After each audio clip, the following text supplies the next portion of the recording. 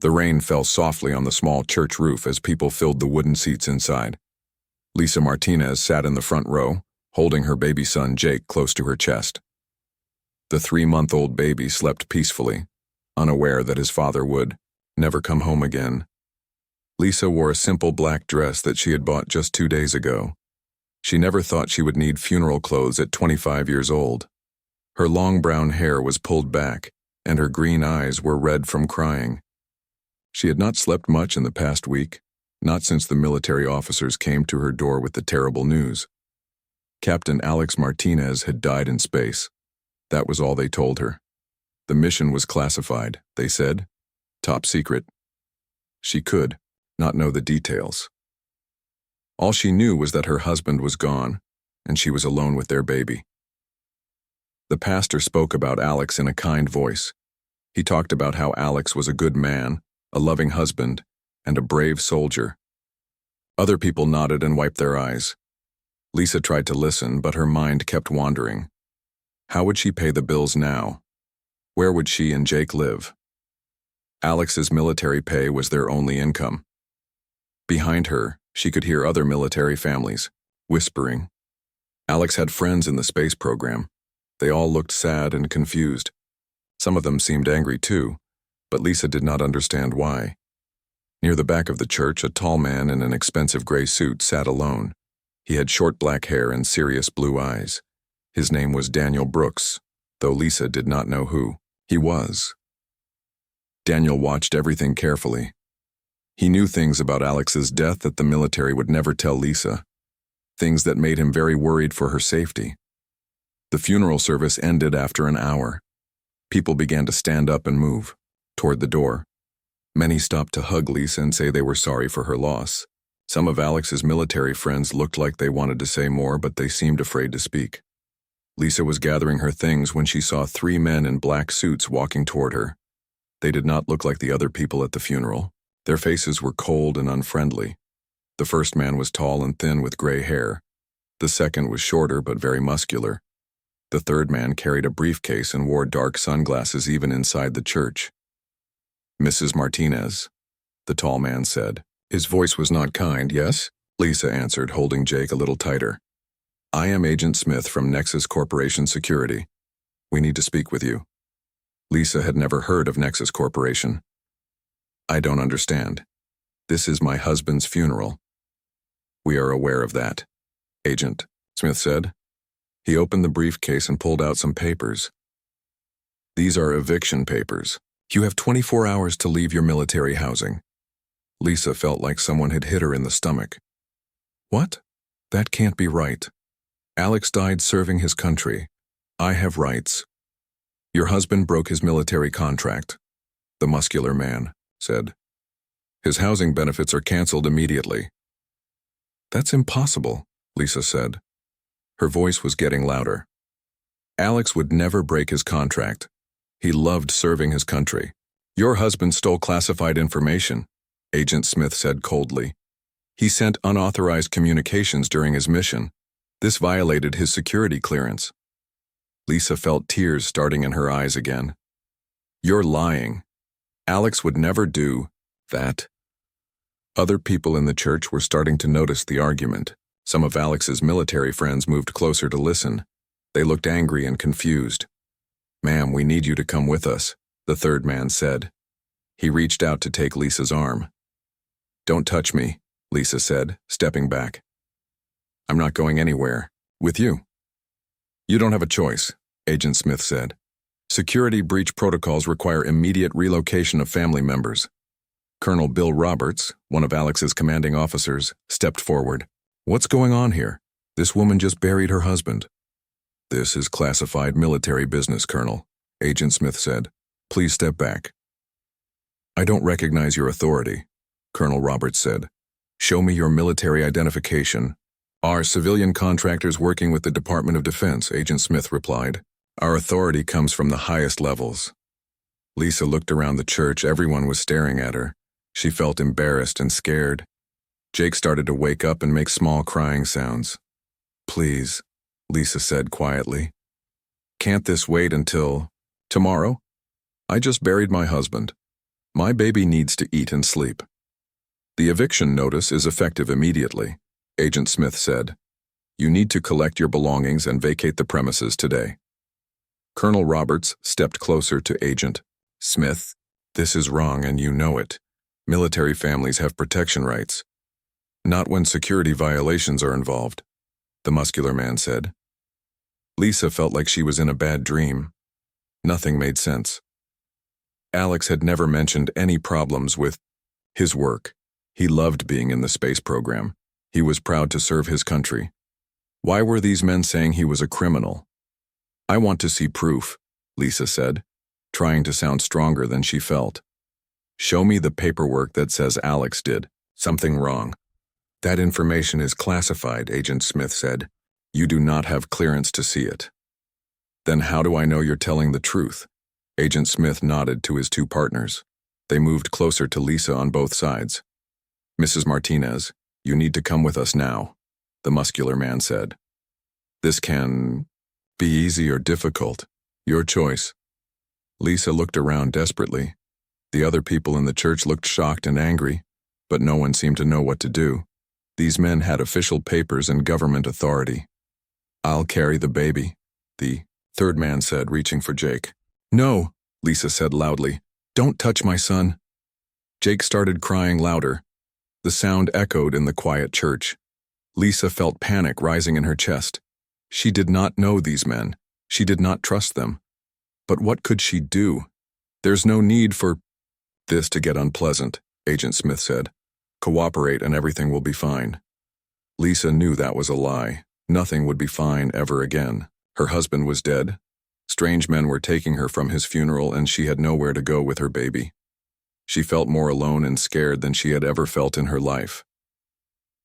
The three men surrounded her. One took her arm, while another picked up her purse. They began walking her toward the church door even though she did not want to go. Behind her she could hear angry voices, but no one tried to stop what was happening. As they reached the door, Lisa looked back one more time at the place where they had said goodbye to Alex. She wondered if she would ever see any of these people again. She wondered what Alex would think if he could see what was happening to his family. Outside, the rain was falling harder now. The three men in black suits walked Lisa out of the church and into the rain. Lisa held Jake tightly as water drops fell on her face. She could hear people behind her talking loudly and sounding upset, but no one followed them outside. Agent Smith pointed to a black car parked near the church steps. Get in, he said. Lisa stopped walking. Where are you taking me? To collect your belongings from the base housing. Then you will be relocated to a safe location. What kind of safe location? Lisa asked. She did not trust these men at all. That information is classified, the muscular man said. Lisa looked back at the church. Through the windows, she could see people still inside, probably talking about what had just happened. She wished someone would help her, but she understood why they could not. These men said they worked for the government. I have a right to call a lawyer, Lisa said. Not in matters of national security, Agent Smith replied. Get in the car. Jake started crying louder. The rain was getting heavier and the baby was getting wet and cold. Lisa felt terrible. She needed to get Jake somewhere warm and dry, but she was afraid to go with these strange men. Just then, a voice called out from behind them. Excuse me. Everyone turned around. The tall man in the gray suit was walking toward them. His expensive shoes clicked on the wet pavement. He carried a large black umbrella to keep the rain off his suit. Can I help you? Agent Smith asked. His voice sounded annoyed. I think I can help Mrs. Martinez, the man said. He looked directly at Lisa with kind blue eyes. My name is Daniel Brooks. I knew your husband. Lisa stared at him. You knew Alex? Yes. We worked together on a special project. I was very sad to hear about his death. Agent Smith stepped between Daniel and Lisa. Sir, this is official government business. Please move along. Daniel smiled, but it was not a friendly smile. I don't think you have the authority you claim to have. We have full authorization from the Department of Defense, the muscular man said. Daniel reached into his suit jacket and pulled out a phone. Let me make a quick call to verify that. Agent Smith looked uncomfortable. That won't be necessary. Oh, I think it will be, Daniel said. He was already pressing numbers on his phone. Hello, General Patterson. This is Daniel Brooks. I'm at St. Mary's Church and there are some men here claiming to work for the DOD. Can you verify their authority? Lisa watched as Agent Smith's face became red with anger. The three men looked at each other nervously. Daniel listened to his phone for a moment, then looked at Agent Smith. The general says he has no record of any authorized operation at this location today. He also says that military widows cannot be evicted from base housing without proper legal procedures. This is a matter of national security, Agent Smith said, but his voice sounded less confident now. Then you won't mind if I record this conversation, Daniel said. He held up his phone. I'm sure your superiors would want everything documented properly. The three men looked very uncomfortable now. The muscular man whispered something to Agent Smith. Mrs. Martinez, Daniel said, looking at Lisa. You don't have to go with these men. You have legal rights that they cannot ignore. Lisa felt a small bit of hope. Really? Really? And if you need a place to stay while you figure things out, I have a large house with plenty of room. You and your baby would be safe there. Agent Smith stepped forward. Sir, you are interfering with official business. What official business? Daniel asked. You just admitted you have no legal authority here. Lisa looked at the three men, then at Daniel Brooks. She did not know Daniel, but he seemed kinder than the government agents. More importantly, he was offering her a choice. The other men were not giving her any choices at all. I want to go with Mr. Brooks, Lisa said. You cannot make that decision, Agent Smith said angrily. Yes, she can, Daniel replied. This is still America. People can choose where they want to go. Jake was crying very loudly now. He was cold and wet and hungry.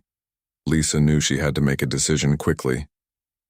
Mr. Brooks, I don't know you, Lisa said. How do I know I can trust you? Daniel understood her fear. You can't know for sure, but I can tell you that your husband Alex saved my life during our mission together. I owe him a debt that I can never repay. Helping his wife and child is the least I can do. Something in Daniel's voice made Lisa believe him. Alex had never mentioned Daniel Brooks, but Alex could not talk about his classified work. It was possible they had worked together. What kind of work did you do with Alex? Lisa asked. I build spacecraft engines, Daniel said. Alex was testing my designs in deep space. He was one of the bravest men I ever met. Lisa felt tears in her eyes again. That sounded like her Alex. He was always brave, always willing to try new things. Agent Smith was getting impatient. Mrs. Martinez, we need to go now. No, Lisa said, surprising herself with how strong her voice sounded. I'm going with Mr. Brooks. You're making a mistake, the muscular man said. Daniel stepped closer to Lisa and opened his umbrella over her and Jake. The only mistake would be going with men who won't identify themselves properly or explain their authority. Agent. Smith pulled out his phone and made a quick call. Lisa could not hear what he was saying, but he sounded angry. After a minute, he hung up and looked at his partners. We'll be in touch, Mrs. Martinez, Agent Smith said. This isn't over. The three men walked to their black car and drove away, quickly. Lisa watched them go, still not sure she had made the right choice. Don't worry about them, Daniel said gently. They were trying to scare you. Who were they really? Lisa asked. Private security contractors. They work for a company called Nexus Corporation. I never heard of them. Most people haven't. They do secret work for the government. Not all of it is legal. Lisa looked at Daniel carefully. He seemed honest, but she was still nervous about trusting a stranger. Why are you helping me? She asked. Daniel was quiet for a moment. When he spoke, his voice was sad. Because your husband died trying to do the right thing, and because you and your baby are in danger from people who don't want the truth to come out. What truth? I'll explain everything once we get you and Jake somewhere warm and safe, Daniel said. My car is just over there.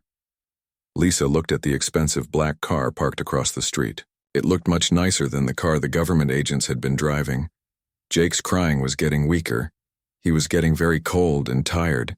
Lisa knew she had to get him inside soon. "Okay," she said finally. "But I want to know everything about how you knew Alex." "You will," Daniel promised. "You have a right to know the truth about your husband's death." As they walked to Daniel's car, Lisa wondered what truth he was talking about. She also wondered if she was making another terrible mistake. But Jake needed warmth and food, and Daniel Brooks was the only person offering help. She had no other choice. Daniel's car was warm and quiet. Lisa sat in the back seat with Jake, who had finally stopped crying and fallen asleep. The leather seats were soft and comfortable, much nicer than anything Lisa had ever been in before. They drove through the city for about 30 minutes. Lisa watched the buildings get bigger and fancier as they went. Finally, they turned into a long driveway with tall iron gates. The gates opened automatically as they approached. "This is your house?" Lisa asked, looking at the huge mansion in front of them. "Yes," Daniel said simply. "I know it's big, I don't use most of it." The house was 3 stories tall with many windows and a large front porch. Beautiful gardens surrounded it, even though it was still raining. Lisa had never seen such a fancy place except in movies. A woman in a black dress opened the front door as they pulled up. She looked about 50 years old with gray hair pulled back neatly. "That's Mrs. Chen," Daniel explained. "She takes care of the house. She's very nice and she loves babies." Mrs. Chen came out with a large umbrella and helped Lisa get out of the car without getting Jake wet. "You poor dear," she said in a kind voice. "Come inside where it's warm." The inside of the house was even more impressive than the outside. The ceiling was very high and there were expensive paintings on the walls. A big staircase curved up to the 2nd floor. "Are you hungry?" Mrs. Chen asked Lisa. "I can make you something to eat." Lisa realized she had not eaten anything all day. "Yes, please, and Jake needs milk. I have bottles in his diaper bag." "I'll take care of everything," Mrs. Chen said. "There's a guest room ready for you upstairs. It has everything you need for the baby." Lisa looked at Daniel. "You were expecting us?" Daniel looked a little embarrassed. "I hoped you would accept my help. I wanted to be prepared." Mrs. Chen led Lisa upstairs to a beautiful bedroom with a big bed and comfortable chairs. There was also a small crib near the window and a changing table with diapers and baby clothes. "How did you know what size clothes Jake would need?" Lisa asked. "I have friends who are parents," Daniel said. "They helped me get ready." Lisa felt overwhelmed by all the kindness. She was not used to people being so generous to her. "Why are you doing all this for us?" "Let me help you get settled first," Daniel said. "Then I'll explain everything." Mrs. Chen brought Lisa a warm meal and helped her feed Jake. The baby drank his milk and seemed much happier now that he was warm and dry. After Lisa ate, she felt stronger and more alert. Daniel knocked on the bedroom door. "May I come in? I think it's time we talked." Lisa had put Jake in the crib, and he was sleeping peacefully. She sat in one of the comfortable chairs and waited for Daniel to explain. Daniel sat across from her and pulled out a tablet computer. "What I'm about to tell you will be hard to believe, but I have proof of everything." He touched the screen of the tablet, and a video started playing. Lisa gasped when she saw Alex's face looking back at her. "Hello, Daniel," Alex said in the video. "If you're watching this, something has happened to me and my crew. I need you to make sure this information gets to the right people." Lisa's eyes filled with tears. It was so strange to see Alex talking when she knew he was dead. "We found something incredible out here," Alex continued. "It's a ship, but not like any ship humans have ever built. It's been waiting in space for a very long time." The video showed pictures of a huge metal object floating in the darkness of space. It was shaped like a long triangle and covered with strange symbols that glowed with blue light. "The ship is not from Earth," Alex said. "It's from somewhere else in the galaxy. And Daniel, there's something alive inside it." Lisa grabbed the arm of her chair. "Alive?"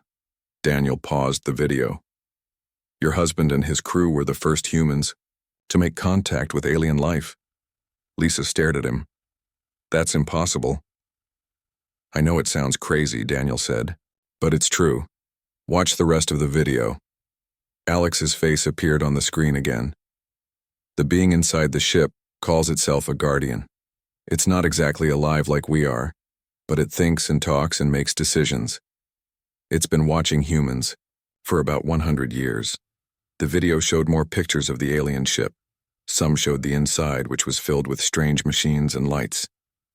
Lisa saw her husband and 3 other people in spacesuits walking through the metal hallways. The Guardian told us that it's part of a group called the Galactic Community, Alex continued.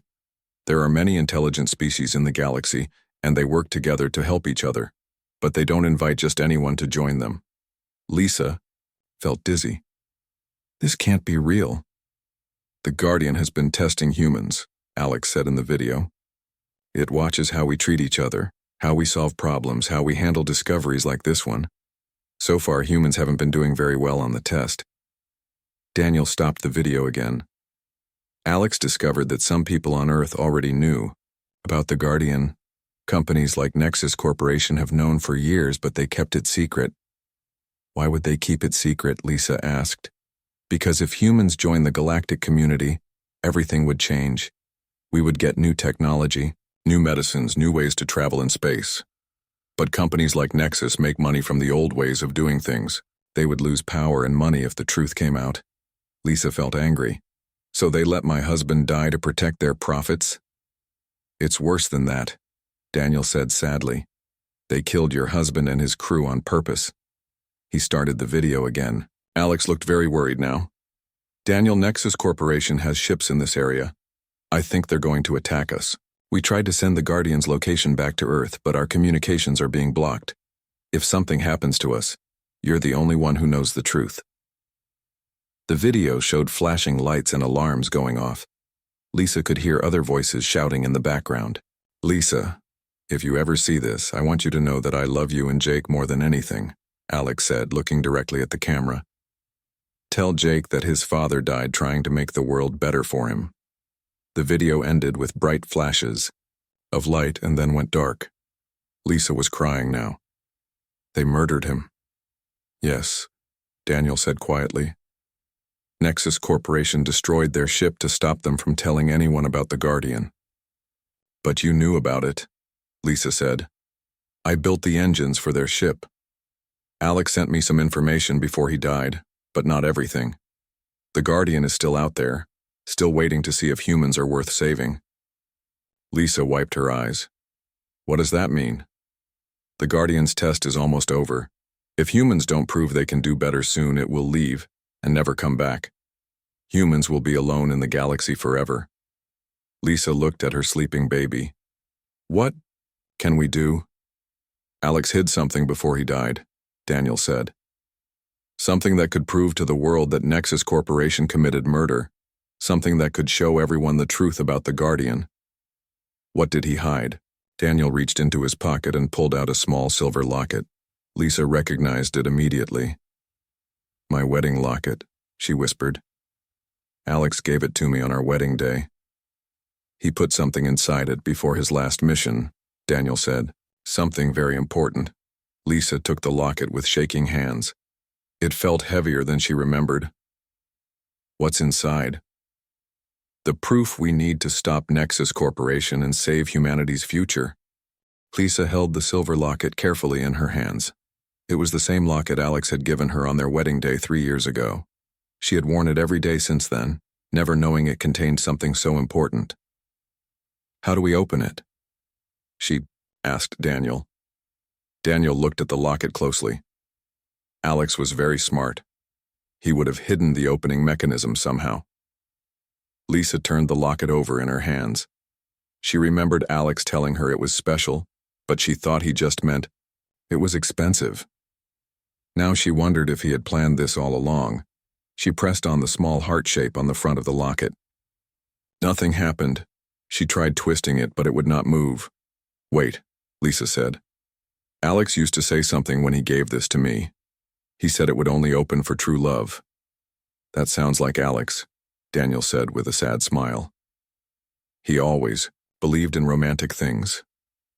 Lisa closed her eyes and thought about her wedding day. Alex had put the locket around her neck and whispered something in her ear. What had he said? Forever and always, Lisa whispered. As soon as she said the words, the locket made a soft clicking sound. The heart shape on the front slid to one side, revealing a tiny computer chip underneath. It was smaller than Lisa's fingernail but glowed with a faint blue light. That's it, Daniel said excitedly. That's the bio-encrypted data chip Alex told me about. Bio-encrypted? Lisa asked. It means it will only work for someone with the right DNA. Alex programmed it to respond to you and Jake. Lisa carefully removed the tiny chip from the locket. It felt warm in her hand. What exactly is on this chip? She asked. Everything, Daniel said. Alex's personal logs, proof of Nexus Corporation's crimes, and most importantly, the Guardian's communication records with humans. Daniel led Lisa to a computer room on the second floor of his house. The room was filled with advanced equipment that Lisa had never seen before. This is where I design spacecraft engines, Daniel explained. The computer system is very powerful. It should be able to read Alex's chip. He inserted the chip into a special slot on his computer. The screen lit up with information immediately. It's working, Daniel said, but there's a lot of data here. It will take time to go through it all. As they watched, files began appearing on the screen. Lisa saw her husband's name on many of them. There were also files labeled Guardian Communications and Nexus Corporation Evidence. Look at this, Daniel said, pointing to one file. Alex recorded everything that happened during his last mission. They opened the file and watched as Alex appeared on the screen again. This time he was inside the alien ship, talking to something they could not see. Guardian, I need to understand what humans have to do to pass your test, Alex was saying. Voice answered him, but it did not sound like a human voice. It was deeper and seemed to come from everywhere at once. Your species must prove that it can choose cooperation over conflict when survival is at stake, the Guardian said. So far, your leaders have chosen secrecy, greed, and violence instead. But some humans are different, Alex said. Some of us want to do better. Yes, the Guardian replied. That is why the test continues. But time is running short.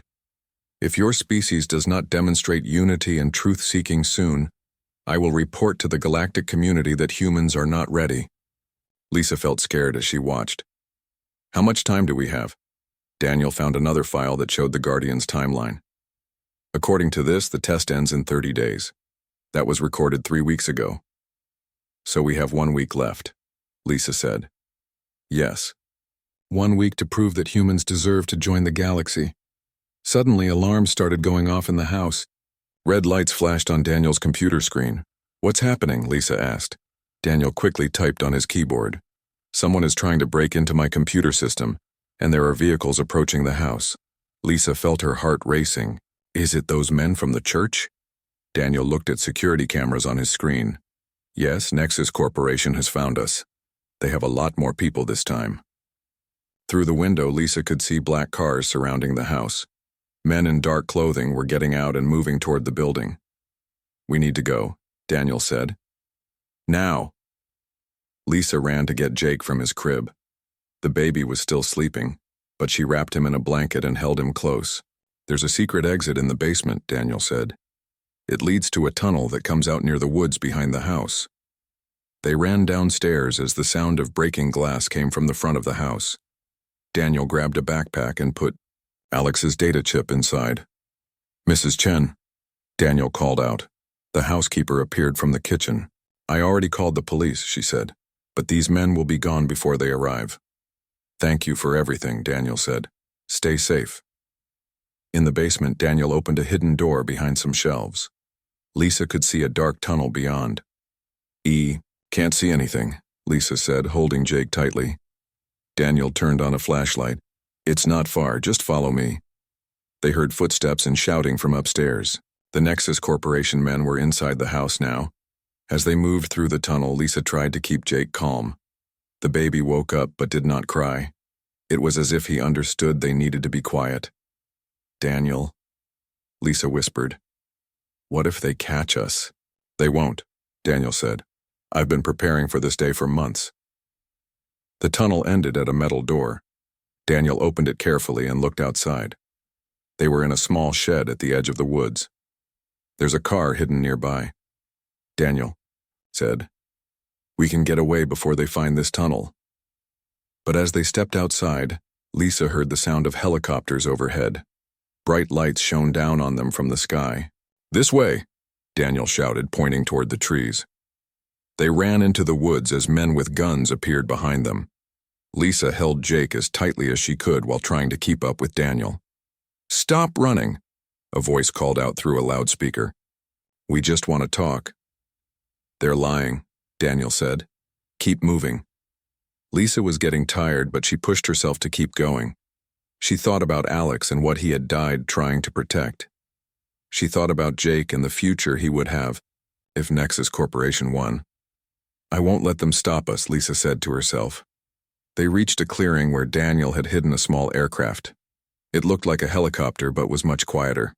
"Get in," Daniel said. "This will get us away from here." As they climbed into the aircraft, Lisa looked back at the house. She could see the men searching for them with flashlights. "Where are we going?" Lisa asked. "Somewhere safe," Daniel said. "And then we're going to make a decision." "What kind of decision?" Daniel started the aircraft, and they lifted off quietly into the night sky. "We have 1 week to save humanity," Daniel said. "We can hide and hope someone else fixes this problem, or we can fight back." Lisa looked down at Jake, who was looking up at her with wide eyes. In that moment, she made her choice. "We fight back," she said. "Alex died trying to save the world. I won't let his sacrifice be for nothing." Daniel smiled at her. "I was hoping you would say that." "What do we do first?" "We tell the world the truth about the Guardian and Nexus Corporation. All of it." Lisa felt scared, but determined. She was no longer just a military widow trying to survive. She was a mother fighting for her child's future. "Then let's do it," she said. Daniel flew the small aircraft through the dark sky for 2 hours. Lisa held Jake close and watched the lights of cities pass below them. She had never been in such a small aircraft before, and it felt strange to be so high up. "Where are we going?" Lisa asked. "New York City," Daniel said. "I have friends there who can help us get our message to the world." "What kind of friends?" "News reporters, government officials, people who aren't afraid to tell the truth even when it's dangerous." Lisa looked at the backpack containing Alex's data chip. "Do you really think people will believe us? This all sounds so crazy." "The evidence on that chip will make them believe," Daniel said. Alex was very careful to record everything. They landed on the roof of a tall building in the middle of the city. A woman was waiting for them when they got out of the aircraft. She was about 40 years old with short red hair and looked very serious. "Daniel," the woman said, "you look terrible." "Hello, Kate," Daniel replied. "This is Lisa Martinez and her son Jake." Kate looked at Lisa with kind eyes. "I'm Kate Wilson.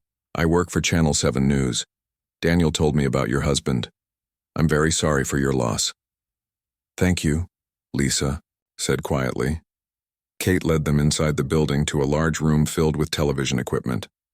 Many people were working at computers and talking on phones. "This is our main newsroom," Kate explained. "We broadcast to millions of people every day." Lisa felt nervous. "Are you going to put us on television?" "If you want to tell your story," Kate said. "But first, let me see what evidence you have." Daniel showed Kate the data chip and explained what was on it. Kate's eyes got wider as she listened. "This is incredible," Kate said. "If this is real, it's the biggest story in human history." "It's real," Lisa said. "I saw the videos of my husband talking to the alien guardian." Kate took them to a private office where they could look at the data chip more carefully. When she saw Alex's recordings, she gasped. "My God," Kate whispered. "This really happened." They spent the next hour going through all the files on the chip. There were detailed records of Nexus Corporation's cover-up, recordings of the Guardian explaining the test, and proof that Alex and his crew had been murdered. "We need to broadcast this immediately," Kate said. "Wait," Lisa said. "If we do this, there's no going back." Nexus Corporation will try to stop us. They're already trying to stop us, Daniel pointed out. At least this way, the truth will be out there. Kate nodded. Once this story is public, they can't hide it anymore. Lisa thought about Jake sleeping in her arms. What kind of world will my son grow up in if we do this? A better one, Daniel said. A world where humans get to join the galaxy instead of being left alone. Lisa made her decision. Let's do it. Kate and her team worked quickly. To prepare the broadcast, they decided to interrupt regular programming with a special news report. Lisa would tell her story live on television, and they would show some of Alex's recordings as proof. Are you ready for this? Kate asked Lisa as they prepared to go on the air. Lisa looked at herself in the mirror. She still wore the black dress from Alex's funeral. Her eyes were red from crying, and she looked tired. But she also looked determined. I'm ready, Lisa said. The broadcast began at 9 o'clock at night. Kate looked into the camera and spoke in her serious news voice. Good evening. We interrupt regular programming to bring you an extraordinary story. What you are about to hear may sound impossible, but we have evidence that it is true. Kate introduced Lisa and explained that her husband had died in a classified space mission. Then Lisa began to tell her story.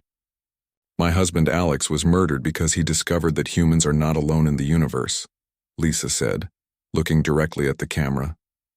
He found proof that there are other intelligent beings in space, and they have been watching us. Lisa told the whole story, from Alex's discovery of the Guardian to Nexus Corporation's cover-up. As she talked, they showed parts of Alex's video recordings. The reaction was immediate. Phone calls flooded into the television station. Social media exploded with people sharing the story. Other news channels picked up the broadcast and repeated it. But not everyone believed it. Many people said it was fake news or a hoax. Some government officials denied everything. Nexus Corporation released a statement calling Lisa and Daniel liars and criminals. Within hours, protests started in major cities around the world. Some people demanded that their governments tell them the truth about aliens. Others demanded that Lisa and Daniel be arrested for spreading false information. Look at this, Kate said, showing Lisa news reports from around the world. People are choosing sides. Lisa watched as crowds gathered in front of government buildings. Some carried signs saying, "Tell us the truth," while others said, "Stop the lies." This is exactly what the Guardian was worried about, Daniel said.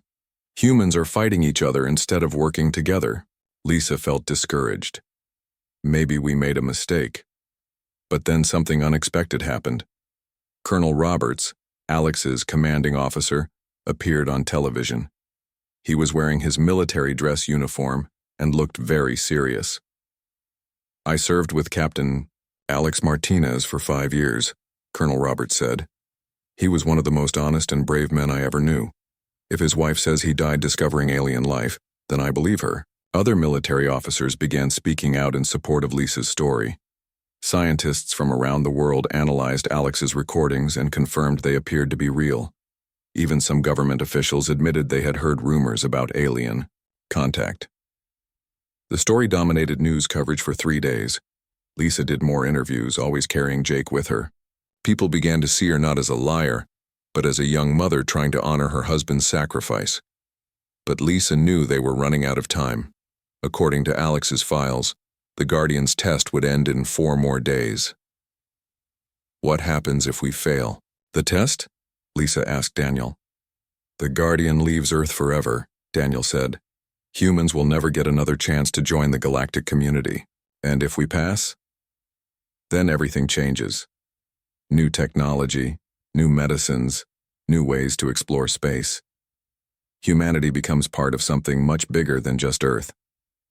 On the 4th day after the broadcast, something amazing happened. The President of the United States called for an emergency session of the United Nations. Leaders from every country were invited to discuss Lisa's revelations. They want you to speak to the United Nations, Kate told Lisa. The whole world will be watching. Lisa felt terrified. I don't know how to talk to world leaders. You don't need to be perfect, Daniel said. You just need to be honest. That's what Alex would have wanted. Lisa looked at Jake, who was now awake and looking around with curious eyes. Okay, she said. I'll do it for him. The next day, Lisa stood in front of representatives from every nation on Earth.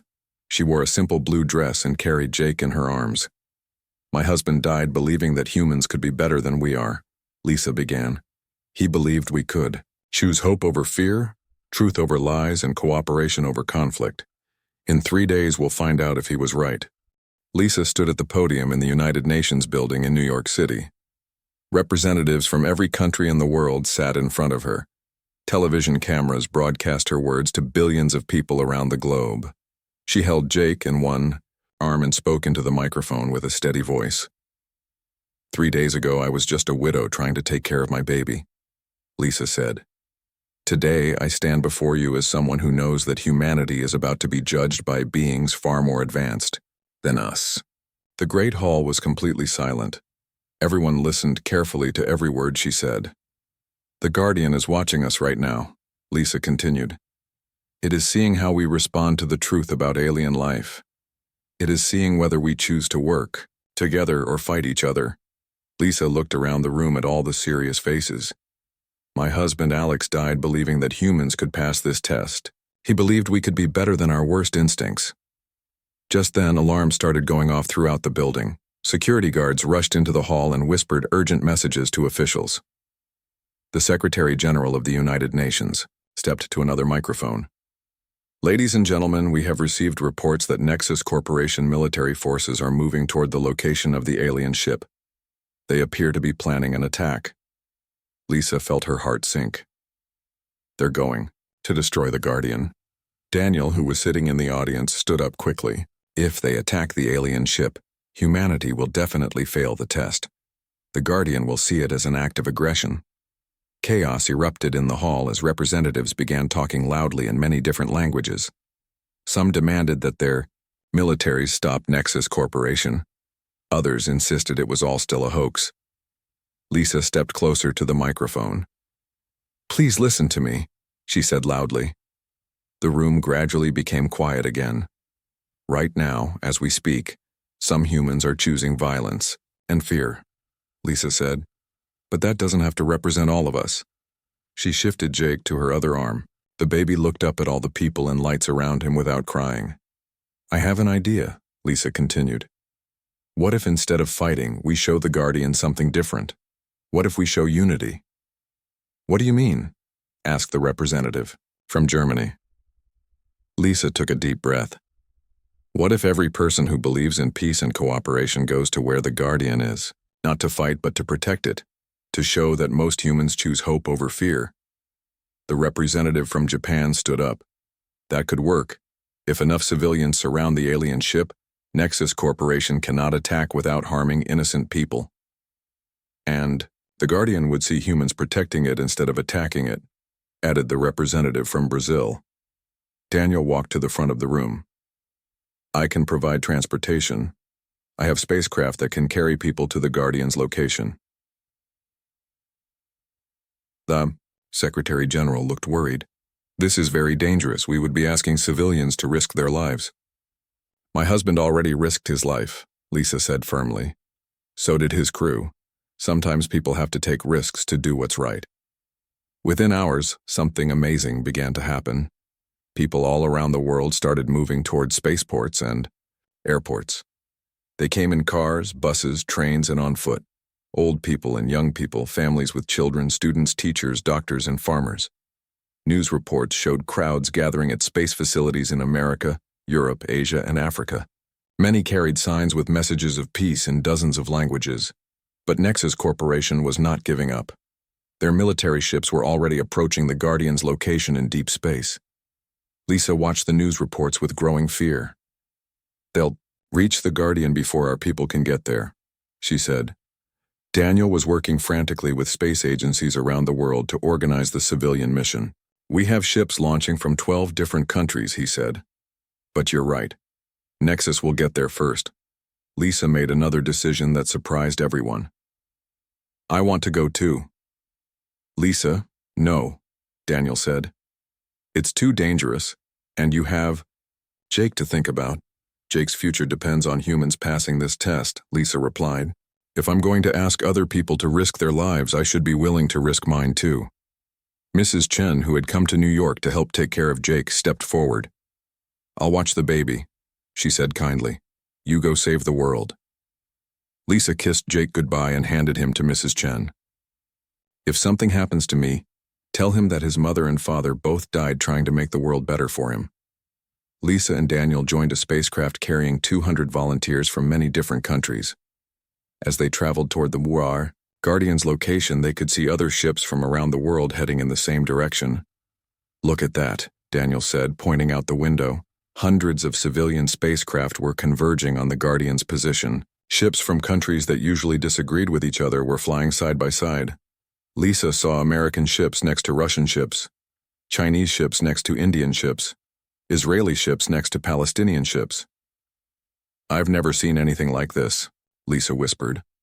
When they reached the Guardian's location, they found the alien ship exactly as Alex had described it.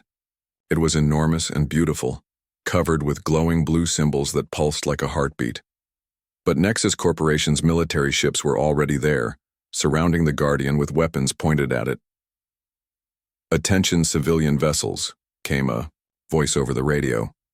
You are interfering with a classified military operation. Leave the area immediately or you will be fired upon. Lisa took the radio microphone. This is Lisa Martinez, widow of Captain Alex Martinez. We are here to protect the Guardian, not to fight anyone. Mrs. Martinez, you are ordering you to retreat, the Nexus commander replied. No, Lisa said firmly. We're staying. One by one, the civilian ships moved between the Nexus military vessels and the Guardian. Soon, hundreds of ships formed a protective barrier around the alien vessel. Then something incredible happened. The Guardian began to communicate. A voice spoke in every language at once, somehow reaching every person in every ship. I have observed your species for 100 years, the Guardian said. I have seen war, greed, and destruction, but today I see something different. Lisa felt tears in her eyes as the Guardian continued. Today I see humans from many nations choosing cooperation over conflict.